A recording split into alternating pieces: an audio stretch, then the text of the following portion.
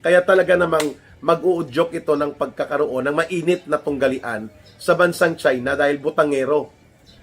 Si Claire Castro ang pambansang tagapagtahol ni Marcos at si Tariela na butangero at attack dog ng Amerika dyan sa issue na yan na ginigiit niya na parang siya ay nationalist at makabayan at nagmamahal ng Pilipinas.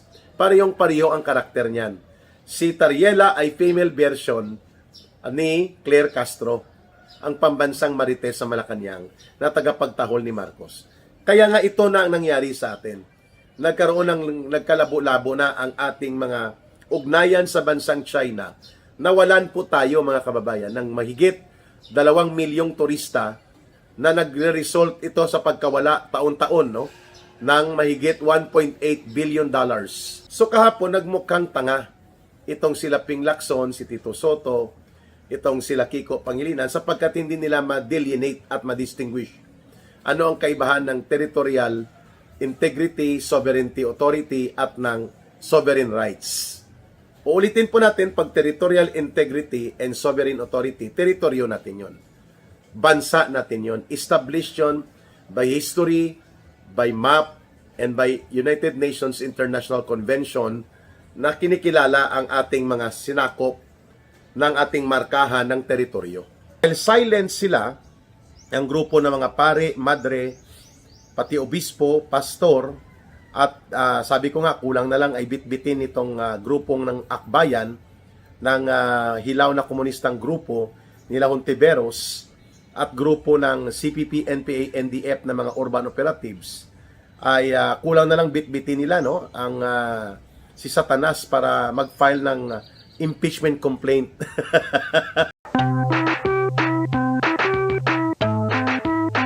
Sa kaganapan po ng mga debate at pagbubunyag na naganap sa Senado kahapon, at ito po ay tungkol sa usapin ng West Philippine Sea at South China Sea na mga claims at mga punto na inilinaw kahapon nila Senator Marcoleta, Senator Alan Peter Cayetano laban po dito sa grupo ng tagapagtambol ng propaganda ng Amerika kontra China, nila Kiko Pangilinan, nila Tito Soto at nila Ping Lacson, na as if ang pinakamalaking problema sa bansa ay ang pagkakaroon ng maritime conflict ng Pilipinas sa China at hindi ang totoong problema ng pagnanakaw, malawakan at organisadong pangungurakot at pandarambong sa kaban ng bayan.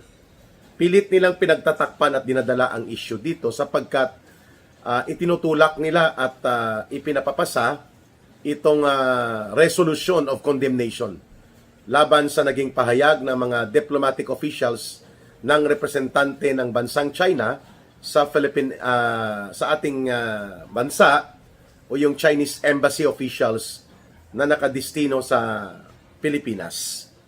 So along the course ng pagtatalakay sa resolusyon na ito, ay naungkat po ang mga ilang usapin na dapat mailinaw upang magkaroon ng pagpapaliwanag sa Senado at maging sa mga mamamayan mismo. At dito lumabas ang mga panluloko at kalokohan ng mga argumento na pilit nating iginigiit na teritoryo natin ng West Philippine Sea. Isamantalang wala tayong sovereign authority na ipakita na sa atin yan. Bagamat hindi po kinilala ng arbitral ruling ang naging desisyon na ang claim ng China sa 9-dash line sa area ng South China Sea ay tama, hindi rin naman po inaward sa atin na atin din pong kiniklaim natin dyan sa West Philippine Sea. Ito po ay mga usapin ng maritime disputes. Ito po ay exclusive economic zone at hindi po ito sovereignty authority or ang pagiging bansa at ang ating territorial integrity. Kasi hindi naman po ito sakop talaga ng direktang teritoryo natin. Kiniklaim natin na sa bahagi ng ating exclusive economic zone. Ang exclusive economic zone po, mula doon sa 12 nautical miles hanggang extended to 200 nautical miles sa border area ng nakatakda nating territorial water ng Pilipinas, yan pong exclusive economic zone. Pero hindi mo yon teritoryo.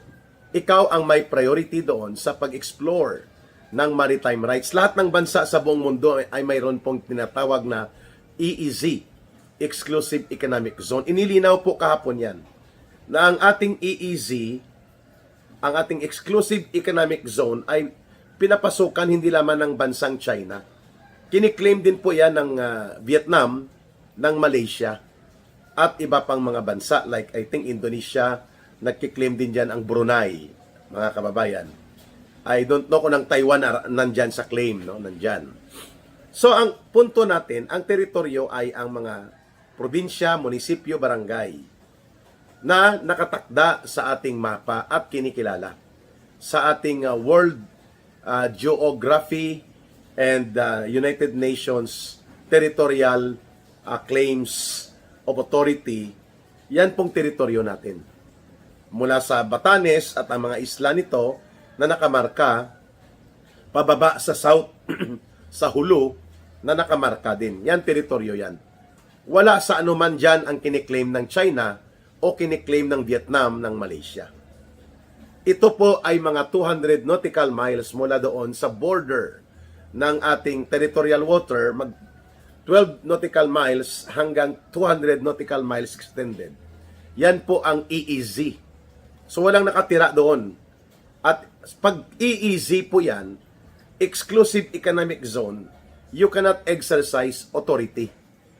You can only exercise rights. So pwede kang ang i-challenge dyan ng iba pa mga bansa.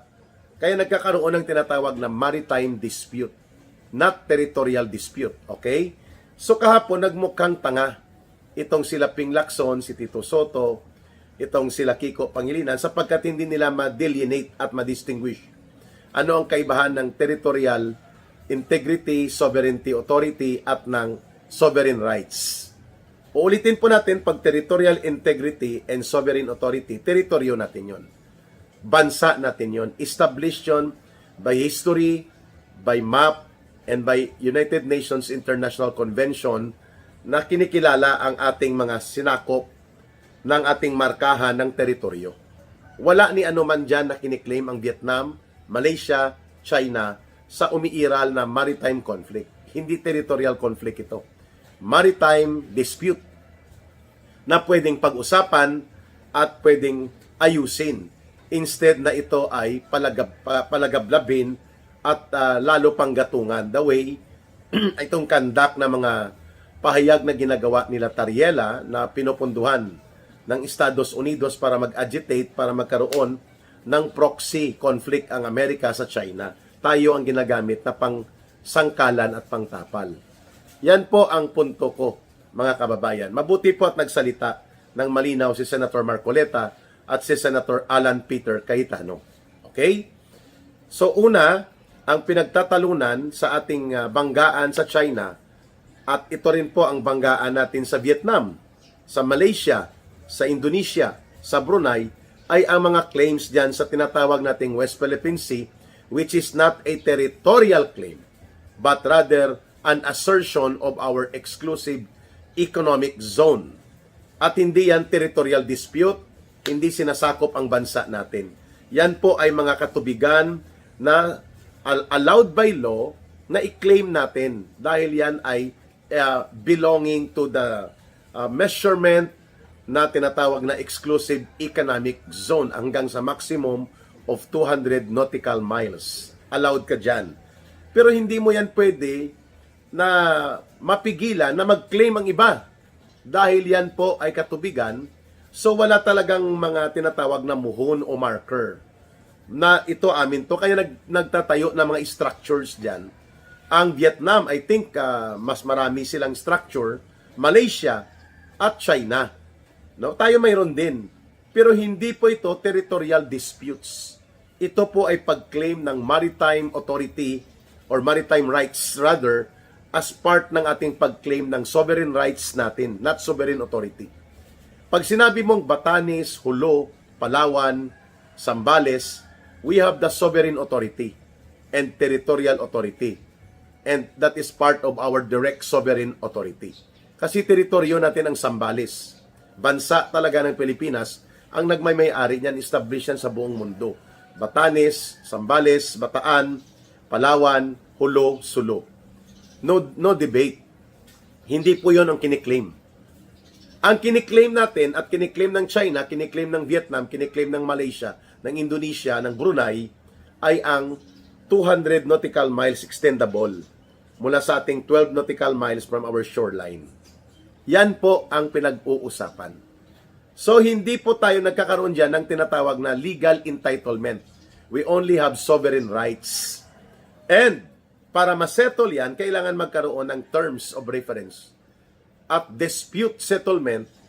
Kaya nga po, dapat nag-uusap multilateral ang mga bansang ito, hindi nag-uudyukan ng pagiging tapang-tapangan at paggigirian because nobody is claiming anybody's territory.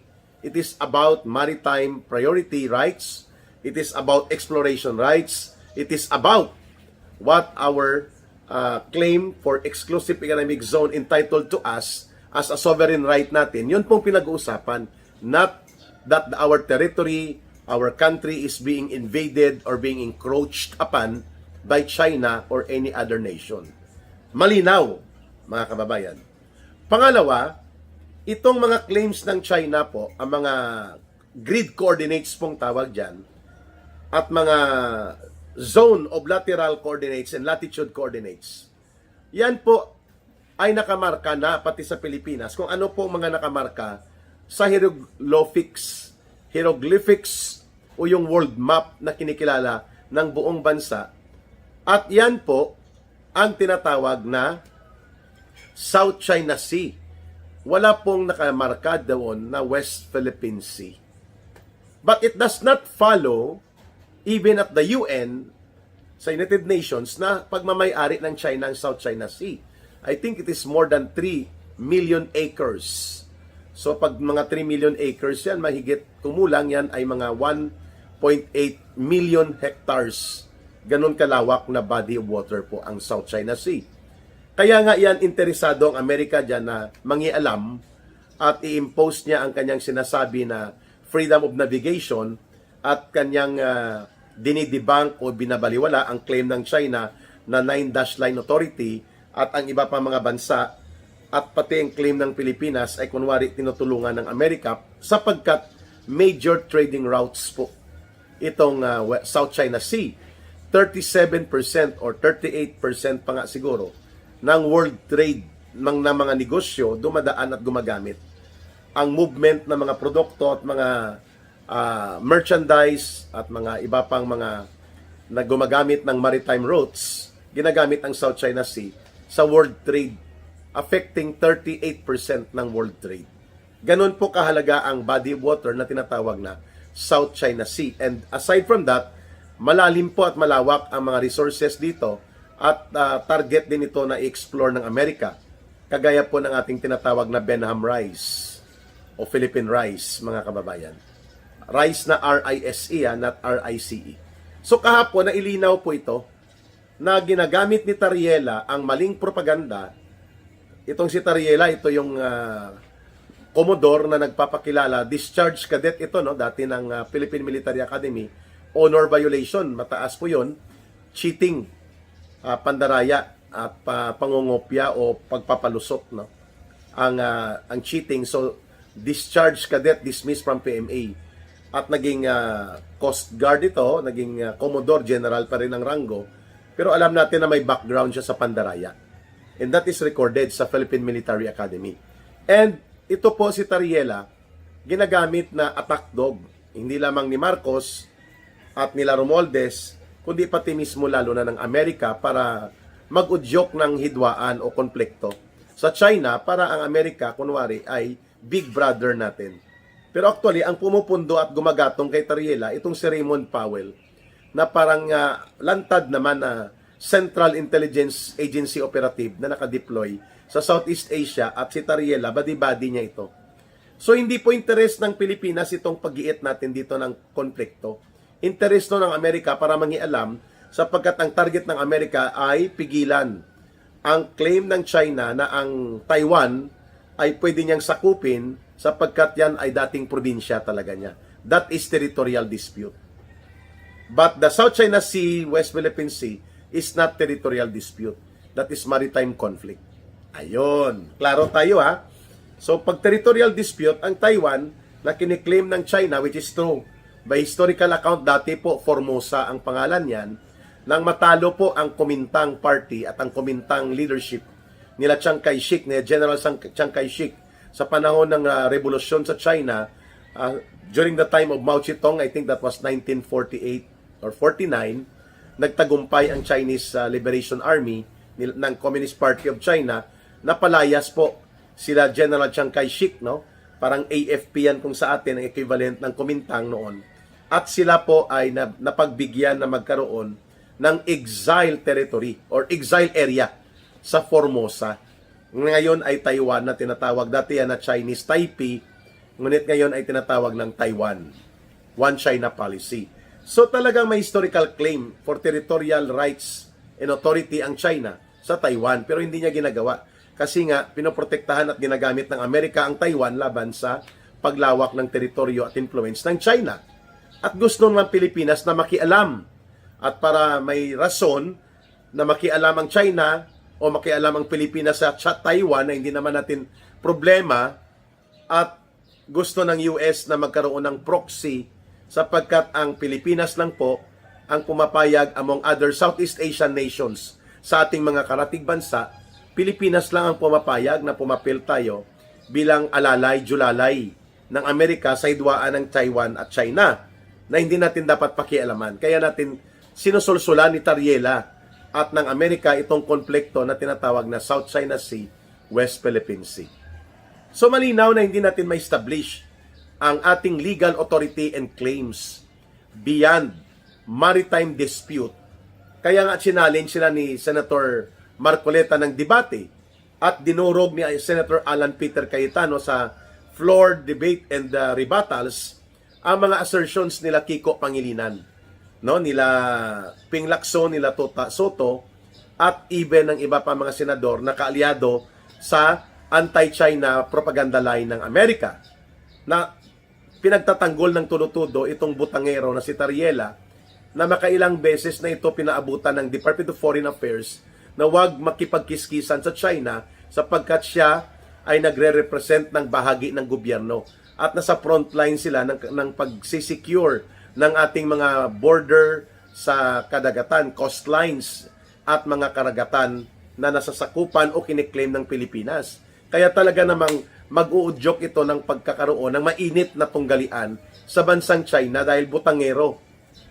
Si Claire Castro ang pambansang tagapagtahol ni Marcos at si Tariela na butangero at attack dog ng Amerika dyan sa issue na yan na ginigiit niya na parang siya ay nationalist at makabayan at nagmamahal ng Pilipinas, parehong-pareho ang karakter niyan. Si Tariela ay female version ni Claire Castro, ang pambansang marites sa Malacanang na tagapagtahol ni Marcos. Kaya nga ito na ang nangyari sa atin. Nagkalabo-labo na ang ating mga ugnayan sa bansang China.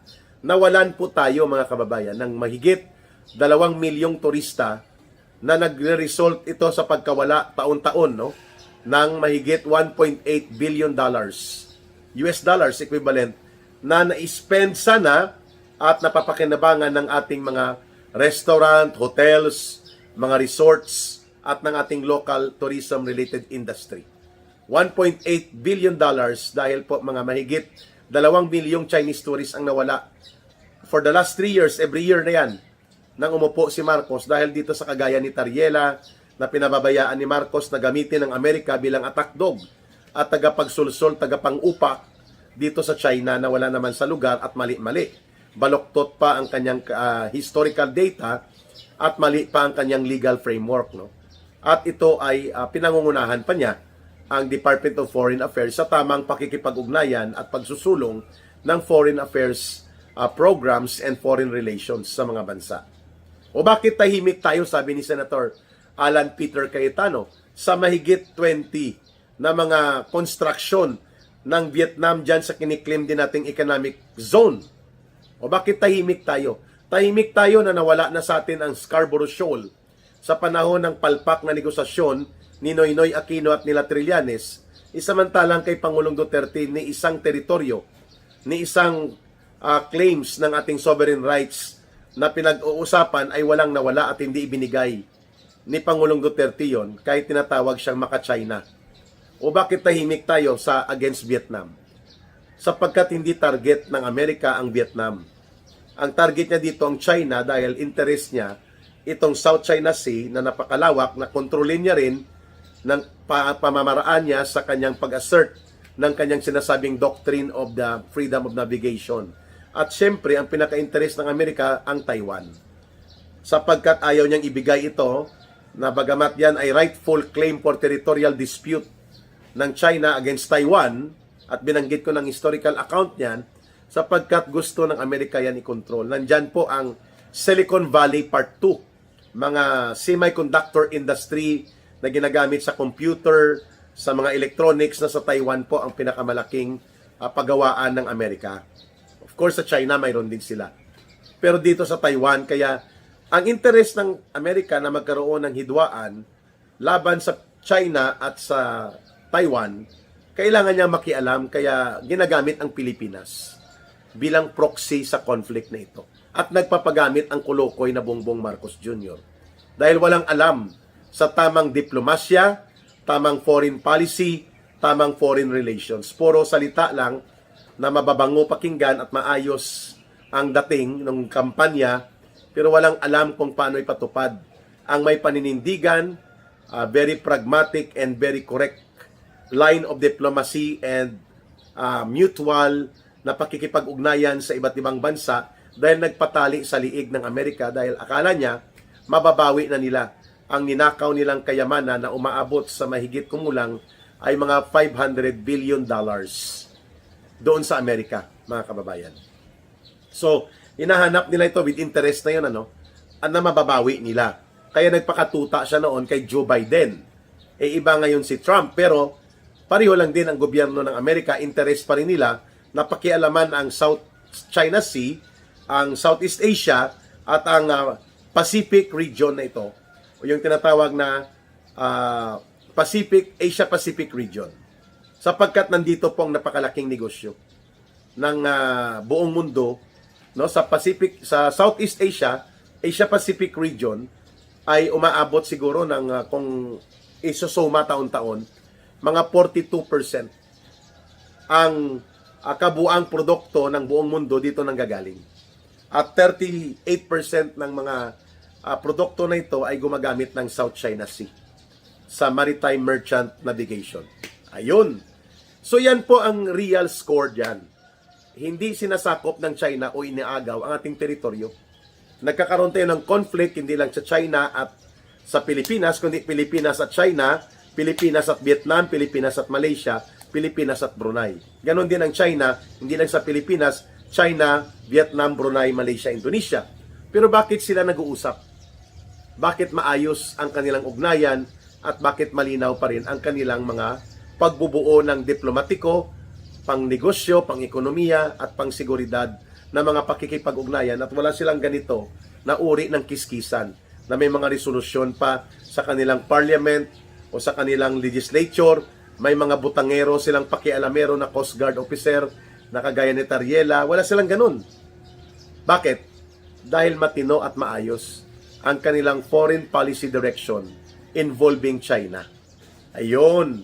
So bakit hindi natin kayang mapag-aralan at sundan ang ginawa na yan ni Pangulong Duterte, ang ginawa ng ibang mga bansang ito, na tayo na lang ang na-isolate sa ating pakikipagdigma-digmaan, tapang-tapangan at peke na pagiging makabayan dahil hindi naman talaga natin teritoryo ang kiniklaim natin.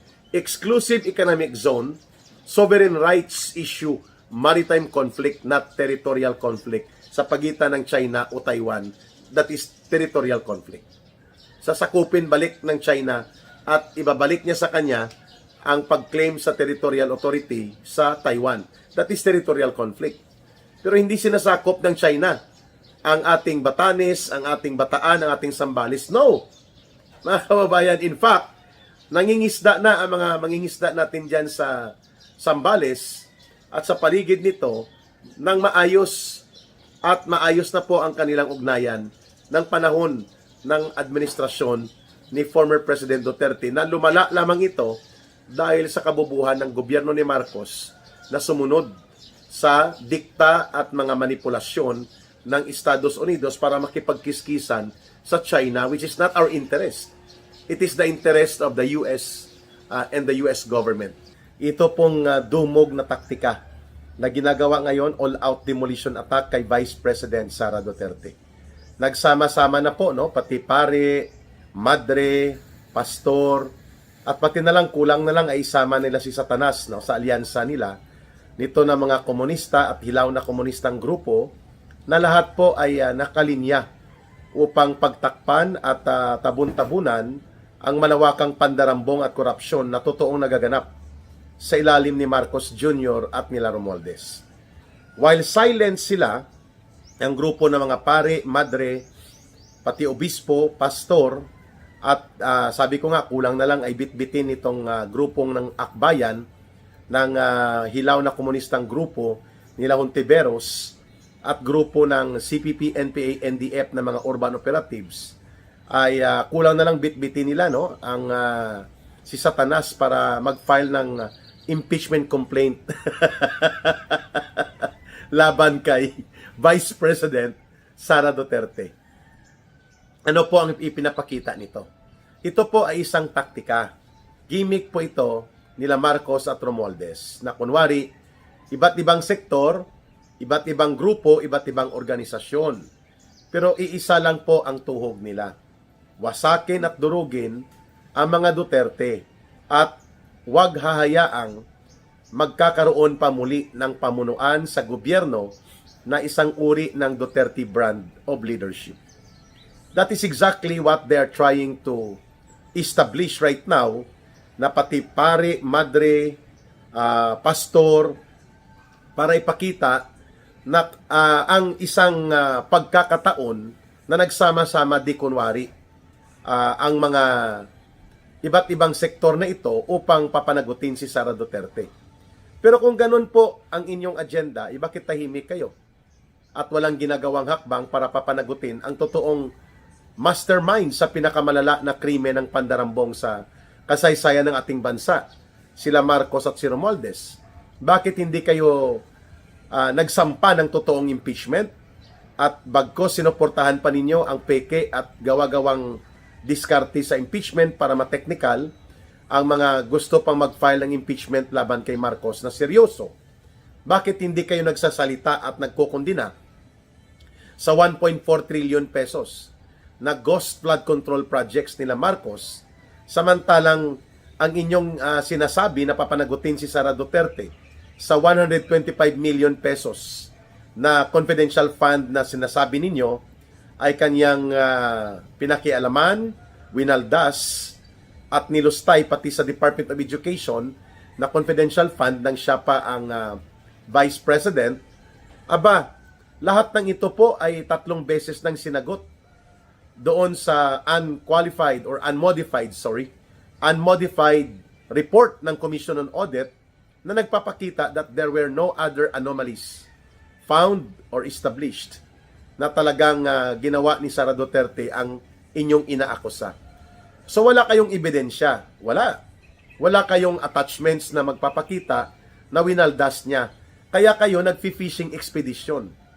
Dahil hindi naman talaga target ninyo ang kontra-korupsyon sa pagpa-file na ito ng kunwa-kunwarian ninyong impeachment laban kay Sara Duterte. Ito po, kung totoo kayong para sa pagkrusada at advokasya at kampanya kontra sa korupsyon at pandarambong, bakit hindi si Marcos at si Romualdez ang tinarget ninyo? Na siyang totoo at walang duda na mga punong salaring kriminal as mastermind. Nakipagsabwatan ang dalawang ito. Tahimik kayo sa limpak-limpak at mali-maleta na mga pera na idinideliver nila Saldico, nila Sergeant Gotesa at marami pang iba tungkol sa winaldas at kinurakot na pundo sa utos ni Marcos at ni Romualdez. And yet, ngayon, papaniwalain nyo ang taong bayan na para kayo sa krusada ng korupsyon? Tahimik kayo sa mga totoong magnanakaw. Tahimik kayo sa totoong mandarambong na gumawa ng napakalubhang krimen ng sistematikong pagdurog sa kabanang bayan sa loob ng 3 taon. Dahil hindi naman talaga korupsyon ang gusto nyong labanan, kundi ang mga Duterte. At ginagamit nyo, kunwari na maskara, kayo ay nagkokrusada kontra korupsyon. Sinagot na nga yan ni Sara Duterte. Paulit-ulit ng 3 beses, unmodified audit report ng Commission on Audit. Hindi pa rin kayo kontento. Hindi talaga ninyo layunin dito ang pagkakaroon ng accountability. Kasi nga, tahimik kayo sa totoong mga magnanakaw at mandarambong. Nandyan po sila sa Kongreso, mga buaya at mga kawatan, hindi pa nananagot. Binulgar na lahat-lahat ni Saldico ang sindikato ni Marcos at nila Romualdez at may nagpatutuon ng mga testigo, mga pangyayari at mga kaganapan at pati na po ang mga dokumento and even ang mga revelations ng mga raming testigo, Yusek Bernardo, Yusek Cabral Files, si Alcantara, si Hernandez, si Gutesa, ang mag-asawang Diskaya, si Saldico na inner circle ng sindikato nila Marcos at Romualdez. Why are you silent about this?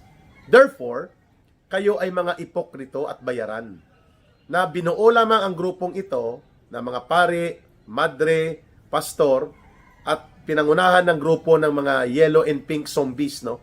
Nila Dilima at nila Hontiveros sa hilaw na komunistang grupo ng Akbayan at isa pang alyansa sa mga urban operatives ng Communist Terrorist Group ng CPP, NPA, NDF. Binuo po sila hindi para sa pananagutan kundi para sa pagtatabon at pagtatanggol sa kurakot at mandarambong na gobyerno ni Marcos. At pangalawa, bakit nila ginagawa ito kay Sara Duterte? Dahil takot na takot po ang mga grupong ito, kagaya ng Akbayan, mga hilaw na komunista, yellow and pink zombie ni Dilima at nila Trillanes, ang CPP, NPA, NDF, sila Marcos, takot na takot po sila na mangibabaw muli sa isang hayag, lantad at honest, objective and makatotohanang eleksyon. Hindi po sila mananalo. Magsama-sama pa sila, pati ang mga aliporis ni Satanas sa impyerno, dalhin pa nila, hindi sila magtatagumpay kay Sara Duterte in an open, fair, honest, and objective elections. Kaya nila ito ginagawa. To remove Sara Duterte from power as Vice President and, of course, para po, hindi na siya makakatakbo pa muli sa pagiging presidente sakali mang isurvive ni Marcos ang nalalabing mga taon, no? 2 taon kalahati na lang si Marcos sa kanyang termino, ay kapag na-survive niya po itong hindi magkaroon ng people power kaagad at aabot doon sa pagtatapos ng kanyang termino sa 2028 at magkakaroon ng eleksyon, sigurado po na ilalampaso sila. Hindi sila uubra kay Sara Duterte. Kaya ngayon pa lang, itong mga aliporis nila, hindi pa sila kontento doon sa kunwaring mga NGO na piki nila, mga non-government organizations at tinatawag na evil society forces. Nag-hire pa ng mga pari, madre at mga pastor. Sabi na Tornito Pasio, dapat binitbit nyo na ang gang ni Satanas at ginawa nyo na rin complainant laban kay Sara Duterte. Okay din to mga birada ni Attorney Perdito Pasio, ano, mga kababayan. Kaya, ito po ay taktika para magkaroon ng semblance of multi-sectoral efforts upang ipa-impeach si Sara Duterte. That's number 1. It's propaganda, it's optics. Yan po ang purpose dyan para lumabas na marami ang complainant at hindi lamang politiko at mga grupo na mga traditionally ay kalaban talaga ng mga Duterte na ginagamit namang kaalyado at mercenaryo or mga attack dogs ni Marcos. That's number 1, no? Propaganda and yung pamimeke na kunwari maraming sektor ang nagrereklamo laban kay Sara Duterte. Pangalawa, it's all about harassment and intimidation. Para ipakita kay Sara Duterte, ito, marami kami, ikaw, ano ka? Wala kang suporta. Maingay lang ang iyong social media, maingay lang sa survey na ikaw ay sikat at pinagkakatiwalaan at minamahal ng Pilipino, pero nandito kami, marami kaming grupo. So that is a form of harassment and intimidation, political operation ang tawag po dyan. Para magkaroon ka ng psychological effect. Aba, ang dami, may mga pari, madre, pastor, may mga iba't ibang personalidad at organisasyon. That is a tactics of dumog. No? Taktika po yan ng dumog. Nire-wrestling ka, kaliwat kanan, upang ikaw ay pahinain. Hindi naman ako naniniwala na mahina ang loob ni Sara Duterte. Sapagkat kung katotohanan ang pinanghahawakan mo at pinapanindigan mo ang tama at hindi ka nag-aalangan na isiwalat ang katotohanan, hindi ka matatakot. Kasi ang issue nila, Mary Grace Piatos, Kiko Chapman, whatever it is, mga names, sinagot na nga sila ilang beses pa ng mga intelligence officers ng Armed Forces of the Philippines, ng security sector, that the use of alias names or code names sa mga confidential items and expenditures are allowed sapagkat yan ay covert, discreet operations that need protection and security. Hindi pa rin nila tatanggapin yun. Di kung busisiin nyo ang lahat ng confidential fund, then do it to all. More than almost 300 plus, almost close to 400 government agencies na mayroon po mga confidential fund and intelligence fund. Busisiin nyo pati kay Marcos, taon-taon mahigit 5 bilyong pesos ang confidential fund and intelligence security fund ni Marcos. More than 5 billion pesos yan, mga kababayan. Hindi busisiin nyo rin ito. Di po ba? Para hindi kayo lumabas na selective. At busisiin nyo na rin pati ang mga state secrets ng National Intelligence Coordinating Agency, ng Intelligence Service of the Armed Forces of the Philippines, at iba't ibang mga agencies of intelligence and security units ng Armed Forces at ng Philippine National Police at ng security sector, pati sa DILG at sa Department of Justice, sa Bureau of Customs, sa Ombudsman, at pati po sa Bureau of Immigration and Deportation. Lahat ng ito, lalo na sa Office of the President, na may malaki, pinakamalaki, mahigit 5 bilyong piso ang nandyan po sa confidential fund ni Marcos taon-taon. O ba't hindi nyo ito chinecheck? Bakit kay Sara Duterte lang? Because ang target nila is to remove Sara Duterte, not to hold her accountable. The impeachment operations na inilulunsad ngayon, itong pinakamarumi, pinakabaluktot na impeachment process, kung kaya nga nireview ito ng Korte Suprema at eventually nabasura ito.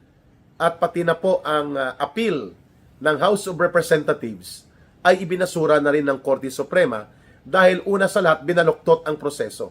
Hindi po sinunod ang due process of law.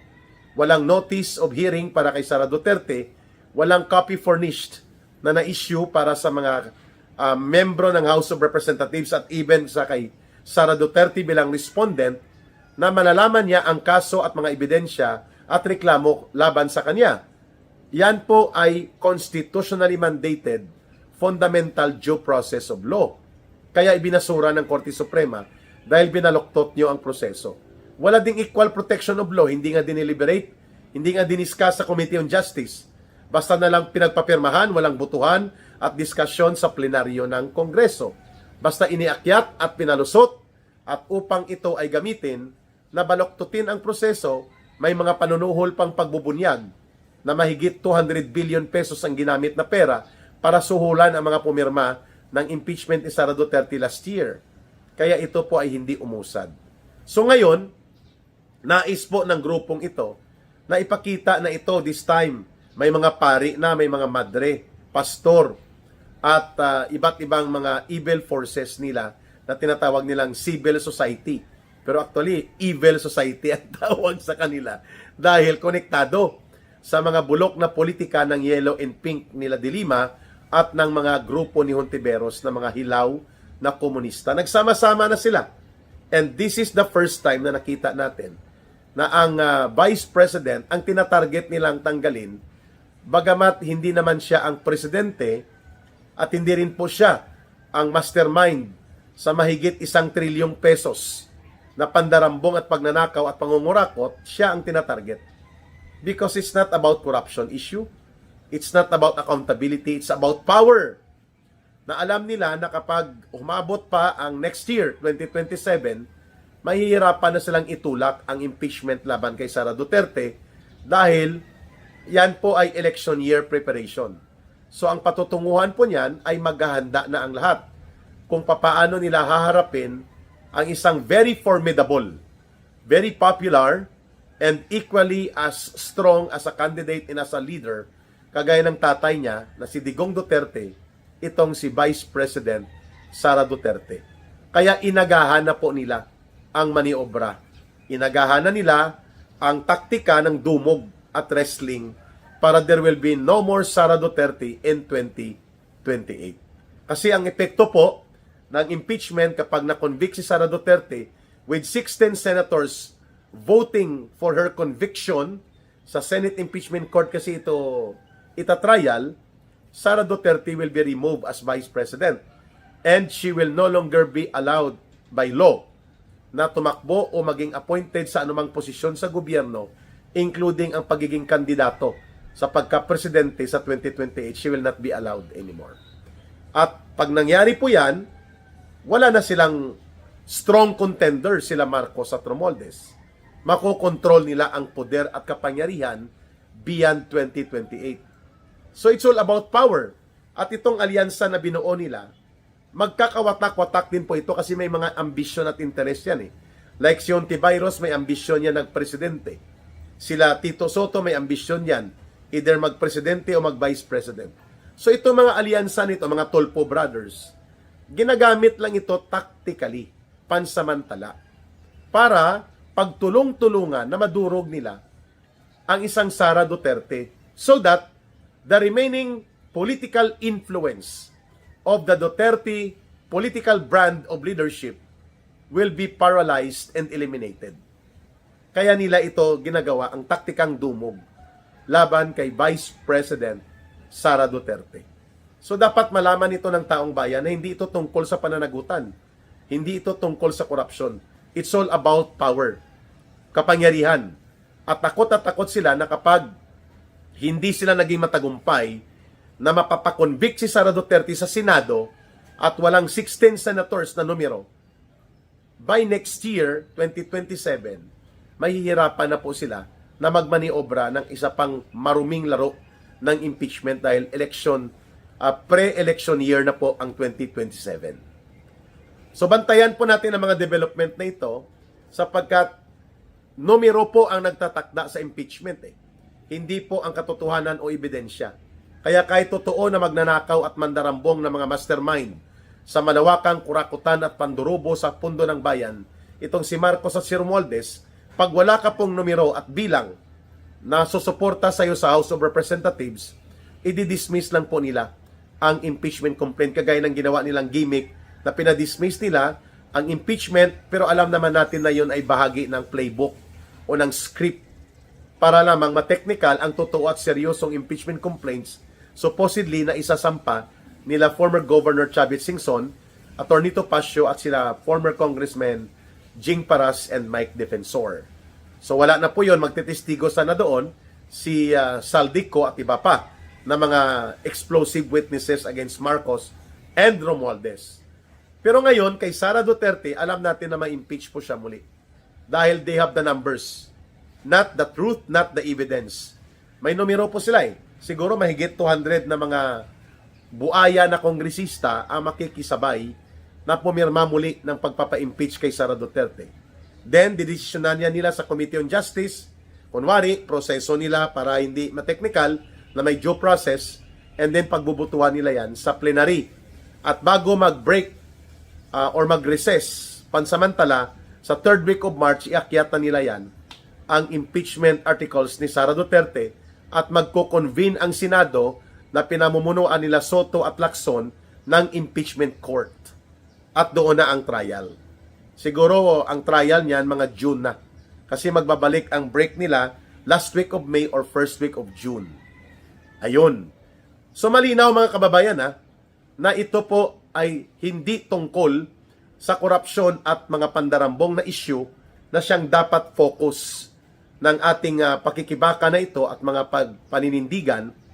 Pero pinagtatakpan ng grupong ito. Akbayan, CPP, NPA, NDF, grupo ni Hontiveros, nila Trillanes at Dilima, at itong mga ginamit nilang mga pastor, pare at madre, hindi po si Marcos ang kanilang target. Sapagkat ang boss nila, si Marcos, na mandarambong at magnanakaw, kagaya ni Martin Romualdez. Pinagtatakpan nila dahil nagbibinipisyo sila. Sa pampolitikang kalagayan na ito, they are protected, they are funded, and they are part of the alliance. Nakikinabang sila sa pagnanakawan na ito at pandarambuhan. Itong nangyayaring ito. Pero tactical lang ito dahil ang pinaka-target talaga nila, pareho kay Marcos at Romualdez, durugin ang nalalabi pang impluensya ng mga Duterte. Kaya po nila inilunsad itong taktikang dumog laban kay Vice President Sara Duterte. Pero sabi nga ni Atty. Topacio, isama pa nila si Satanas. Kung ang katotohanan at paninindigan ng tama ay nasa panig ni Sara Duterte, ang taong bayan yayakap at maninindigan sa totoo at tama, hindi po sa baluktot at gaano man kadami ang bilang nila. Hindi sila uubra.